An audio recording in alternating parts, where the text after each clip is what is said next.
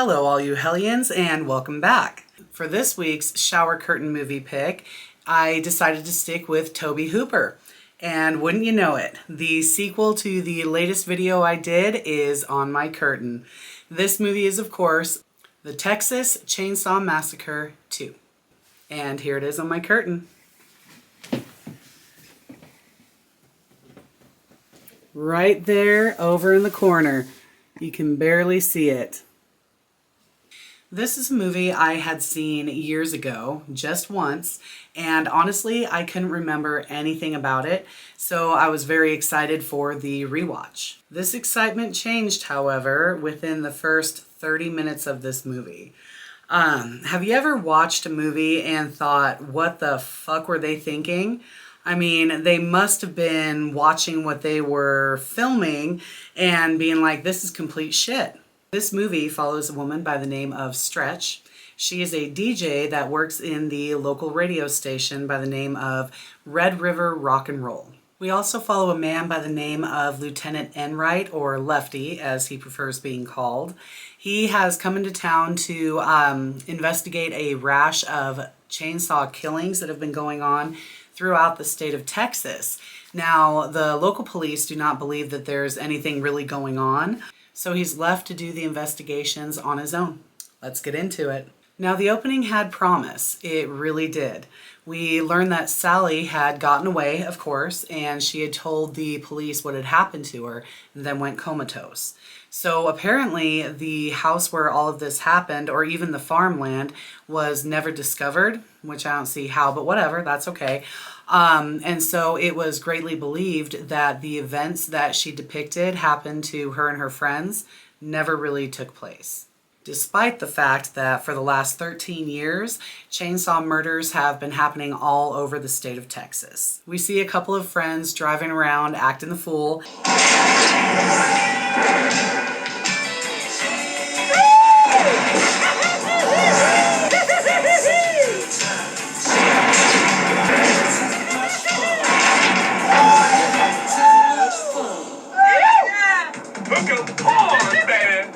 And one of them is wearing a pair of glasses that just screams the 80s, and I actually had a pair of those as a kid. They use their car phone to call the radio station, and our DJ Stretch picks up. So while they're on the phone with her, they decide to play chicken with the wrong truck and run it off the road. Hey, check it out, dude. Let's play a little chicken with the farmer here. Come on, baby. Come on. Come on. Come on, man.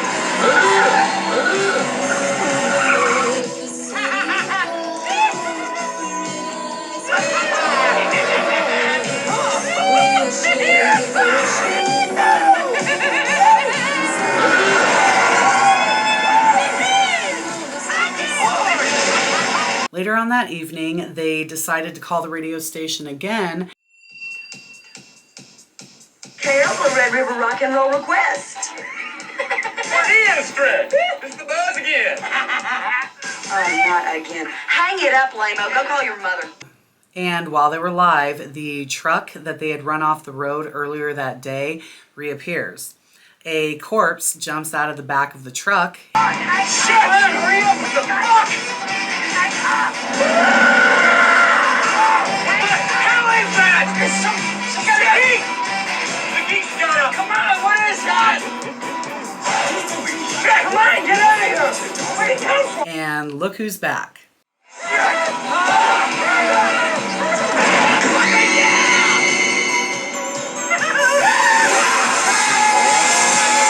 Leatherface goes to town on the car.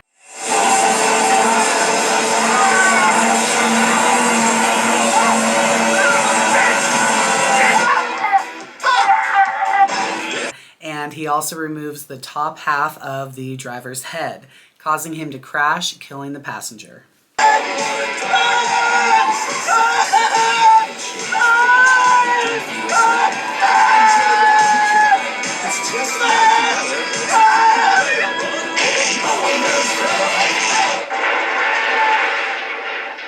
All of this was live on air. We now meet Lieutenant Enright. He has shown up at the scene of the crash looking around, and the local police show up as well. Knowing that he's been working on this case for the last 14 years, they try to tell him that it was just an accident. This is when we find out that Lefty has been investigating these murders for all of this time because he is actually the uncle to Sally and Franklin. Stretch finds out about Lefty because of the local newspaper, and she seeks him out. She wants to help him because she says that she has a recording of what had happened to those boys that night. She wants to partner up with him, but he wants to work on his own. I came here because I thought I could help you. I DJ this dumb show on KO Club in Burke Burnett, but people listen to me all across North Texas. Now I can put you on the radio, get people to believe you, get you some help. You're gonna get in my way. Don't you get in my way. Stretch and her co-worker LG meet at a chili cook-off where they are reporting on the story. The winner of this chili cook-off is a man by the name of Drayton Sawyer. Drayton Sawyer, come to find out, is actually the old man from the original Texas Chainsaw Massacre, and he was the father of Leatherface and the Hitchhiker. Drayton has won this chili cook-off multiple years running, including this one. He says the secret is in the meat. Don't skimp on the meat. It's the meat. Don't skimp on the meat. I got a real good eye for prime meat. Runs in the family. Whoop, whoop. One of those hard shell peppercorns. So Jim Saito actually reprised his role as the old man, which now has a name, Drayton. And this was actually the last film that he was ever in. Now we see Lefty at a chainsaw store. He's gone in, purchased 3 chainsaws, test them out on a log.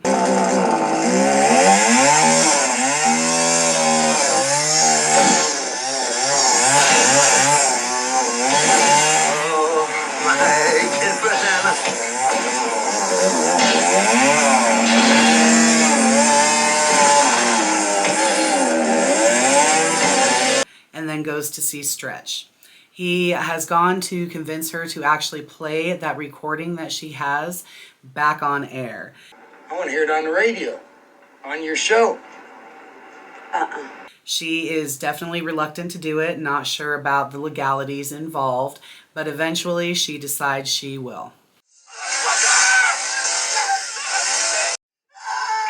Where are you? After playing the tape live on air, LG leaves to get coffee, leaving Stretch alone in the studio. She starts to hear sounds, sees a shadow, and realizes that somebody's there. She starts to look around and finds her #1 fan. Lefty?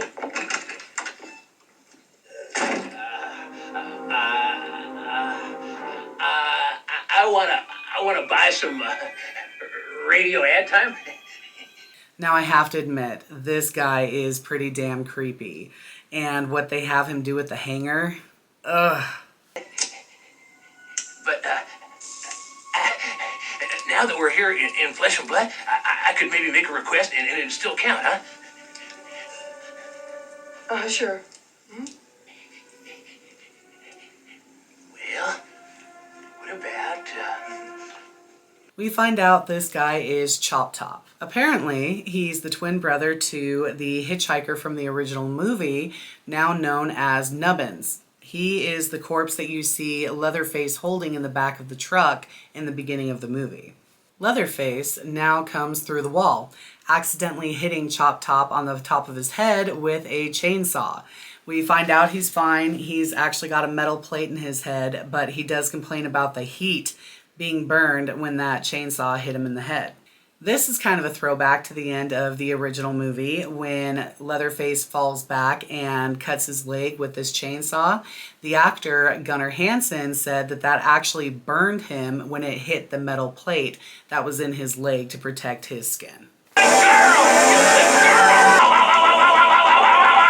he did it, my plate! Oh, my brain is burning! Non-flashback! Non-flashback! Oh! LG comes back with the coffee, and while Chop Top takes care of him,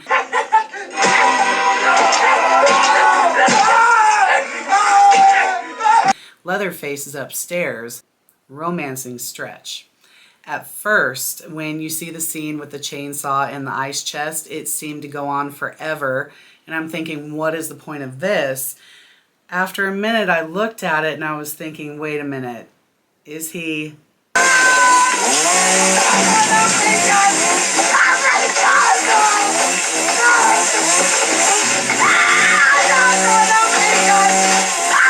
Yeah, he is. So Leatherface decides to let her live, takes off, and lets Chop Top believe that she has been killed. So once they leave, Stretch, not wanting them to get away, decides to follow them in the dead of night by herself. I can't get away.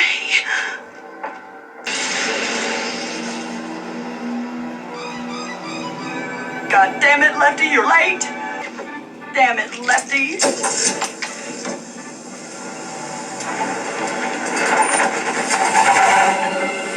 She follows them to an abandoned theme park where apparently this is their new home. She takes off on foot, trying to be stealthy, when suddenly a car appears behind her and starts to chase her. She runs into a tunnel through metal beams, and apparently she forgets that she can use the same entry as an exit when the car gets behind her in this tunnel.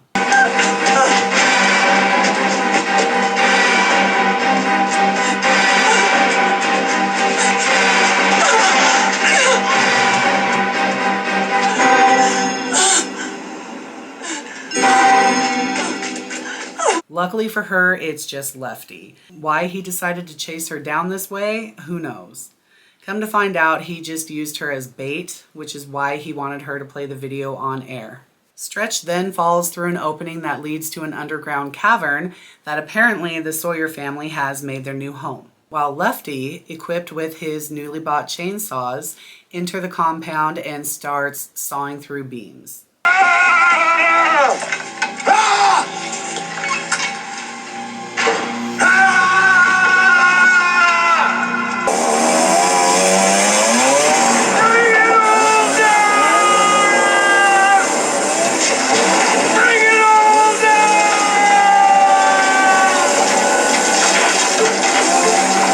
Stretch now comes to and finds herself in a room with various human parts hanging from meat hooks, and there's a large butcher block. Leatherface comes in, not knowing that Stretch is there, and we see him make a new mask. This comes from none other than LG. I did get a kick out of Leatherface using an electric carver. I thought that was kind of a cool touch.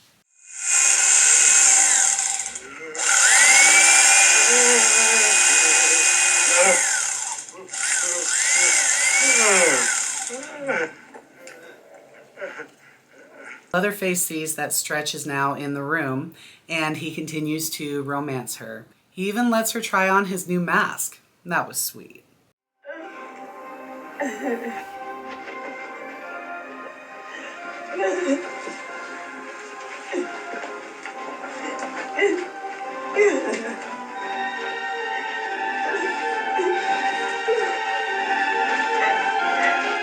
He then ties her up, still wearing LG's face, and leaves.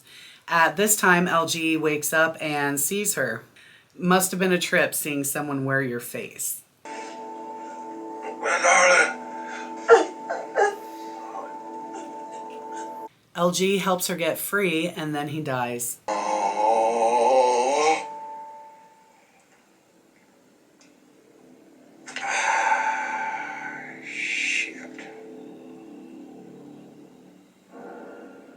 I'll always have fond memories of that man.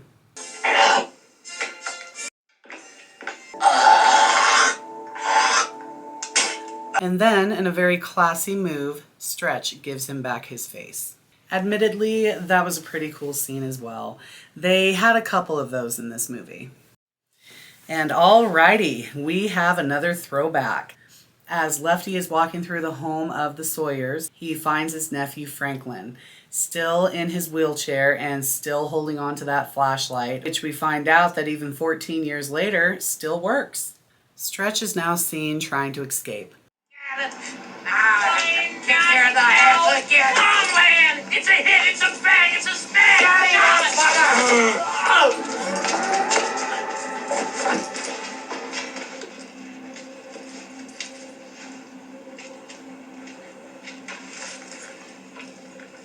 Did you see it?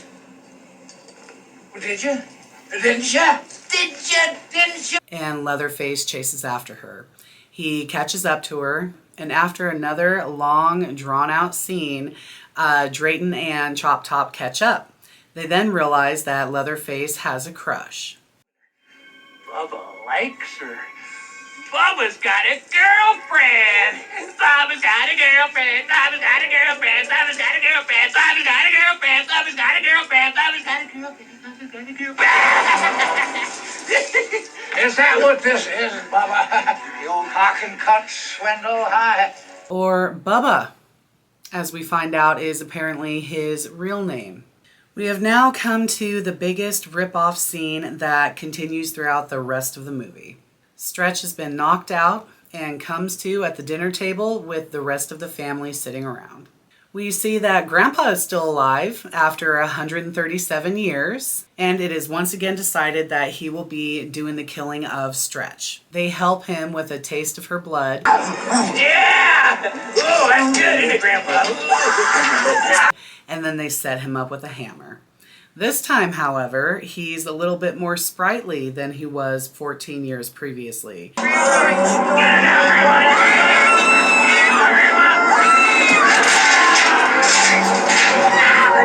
He was actually able to get in a few hits, and then Drayton decided to knock her out. And then here comes Lefty. He chainsaws Drayton's ass. And then he frees Stretch. Run, sister, run! He then turns to fight Leatherface in an epic duel of the chainsaws. This is actually a parody from Motel Hell, which was a parody of the original Texas Chainsaw Massacre. I have to admit, this scene was pretty good.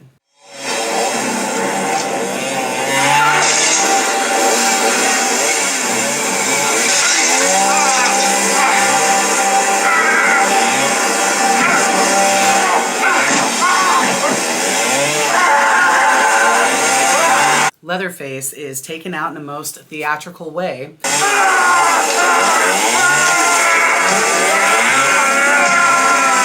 While Drayton plans a way of ending the entire operation with the help of Nubbins. Time to just shut down. Time to shut down the show, yeah. Yeah, pull the plug. Come here, Nubbins. Just in case, baby.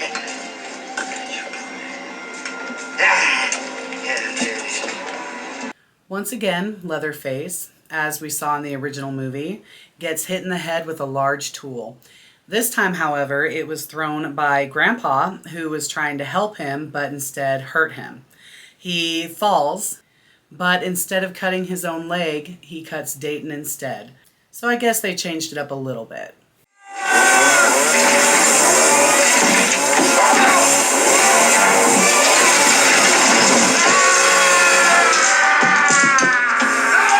This causes Drayton to drop the grenade, and there's an explosion. This takes out Leatherface, Lefty, Drayton, and Nubbins. Now the whole time this was going on, Stretch is being chased by Chop Top.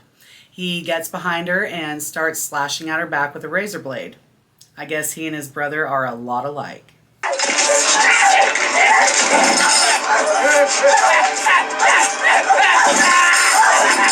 Then, using a chainsaw she acquired from Grandma, Stretch disperses with Chop Top. And now, the epic scene that was the conclusion of the original Texas Chainsaw Massacre is redone here. Because why not?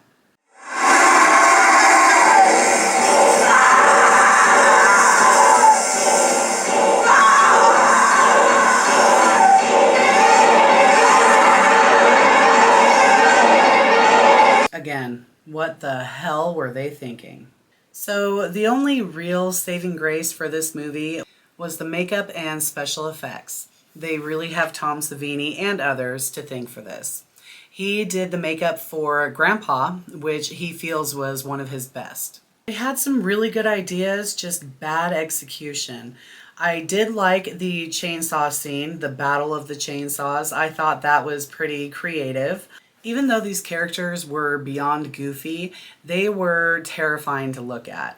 If I'd have seen especially Chop Top, I would have been sent over the edge. And having Stretch wear the mask of LG, brilliant and highly disturbing. And not to mention the abandoned theme park.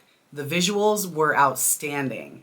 I found that I paid more attention to the background than the actors themselves. From the chair they put Stretch on, the layout of the dining table, and the cowboy skeleton riding a bomb, which is an homage to Stanley Kubrick's Dr. Strangelove. Now, as I understand, Canon was the production company that produced this movie. Based on other projects they had going at that time, if they were making money from these other movies, the budget for this movie would increase, and it would be the opposite if their movies weren't doing good. Now, I can see how a budget going up and down would make it a little bit difficult to make this movie, but look at what they did with the original. They just made it so powerful and terrifying, and all on a very minimal budget. Tobe Hooper feeling that the original movie was not seen for its dark, humorous undertones. I didn't get that either. I thought that it was just a serious, terrifying movie, but apparently Tobe Hooper had a dark comedic aspect to it that he was disappointed didn't show through. So with this movie, he went all out with the goofy humor aspect of it, and I think that's what lost it for me the most. If you wanted to have some dark humor, fine, but don't destroy characters, making them seem too human, because again, that's one of the things that made them terrifying in the original movie.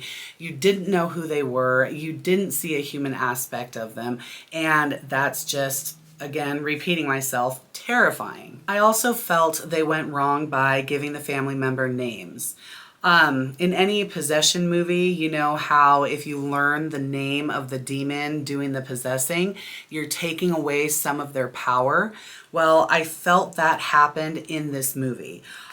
Drayton being one of the names, Nubbins being the name of the original hitchhiker, Leatherface being Bubba, all of it just took away the fear aspect of who these characters are. They don't need a name. They don't need a backstory.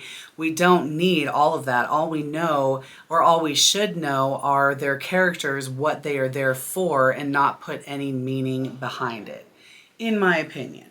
So originally, Tobe Hooper only planned on producing this movie. But once it became apparent there was going to be no more budget for a new director, he stepped into those shoes as well. Dennis Hopper, who played Lefty, has said that this and Super Mario Bros. Were the worst movies he's ever been in. I actually liked Super Mario Brothers. So the actress that played Stretch, Caroline Williams, wanted to make a huge impression at her audition. So when she was called, she went screaming down the hallway, ran into the room, slammed the door shut behind her, pulled the director and producer out of their chairs, and used these chairs to barricade herself in. And then she started the audition. So despite me not being a big fan of the character, I thought that was pretty awesome. Bill Moseley, the actor who played Chop Top, actually created a short film called The Texas Chainsaw Massacre, and in it he depicted the part of the hitchhiker. He then showed this to a producer who showed it to Tobe Hooper. So Tobe liked this movie so much that he promised Bill a part in the movie if he ever made a second one. And apparently Bill Moseley has said that his portrayal of Chop Top is his favorite acting part. Gunnar Hansen was offered scale and 10% for his agent to reprise the role as Leatherface. When he told them that he didn't have an agent, then they just offered him scale and not the 10%. Apparently he wasn't happy about this, so he was kind of in negotiations. but then they offered the part to a new Leatherface. Originally, Tobe Hooper wanted this movie to be about a whole town full of cannibalists. I don't know, I kind of like that idea. I think that would have been a lot more interesting than what we got. The band Primus used Chop Top's line, "Dog will hunt," in their song. Jerry was a race car driver. A scene that was cut from this movie that can be seen on the DVD special features is a scene of the Sawyer family going out and hunting for prime meat. Again, I think that it's just unfortunate that that did not make it into the movie itself, because I think that kind of adds to it. I don't know. Who knows? Chop Top asks Stretch if the tape that she played was from Rambo 3, and Rambo 3 had not been written. This movie, Rambo 3, actually came out 2 years after Texas Chainsaw Massacre 2. This movie originally received an X rating. Sound familiar? And this prompted the company to release it as unrated. And originally, Stretch was going to be Lefty's illegitimate daughter. I don't have any feelings on either side, whether they should have left it in or taken it out. I don't think it would have added anything to the story, so I really don't care. All of the victims that died in this movie were male, and the entire Sawyer family, very fittingly, was killed by a chainsaw.